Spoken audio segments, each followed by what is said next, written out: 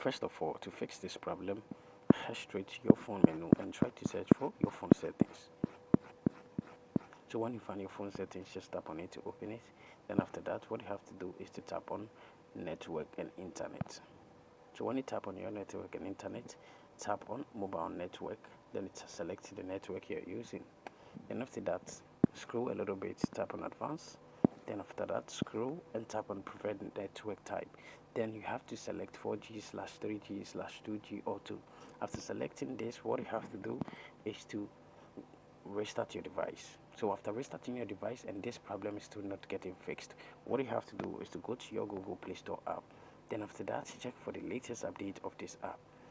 And when you check and you are seeing open over here, just leave it like that. But when you are seeing updates, just tap on it to get the latest updates. So after updating your app, what you have to do is to go to your phone menu again and try to search for the app name.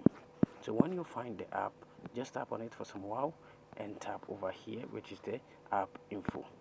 So when you tap on it, it's going to send you to the app info of this app. Then after that, tap on first off, tap on OK. Then what you have to do next is to tap on storage and cache, tap on the clear cache to clear the cache. After doing this, what you have to do is to go back, then you tap on notifications and make sure this show notification is turned on. After turning it on, go back and tap on mobile data and Wi-Fi to make sure the background data is turned on. After that, go back and tap on permissions and make sure every permission is allowed over here.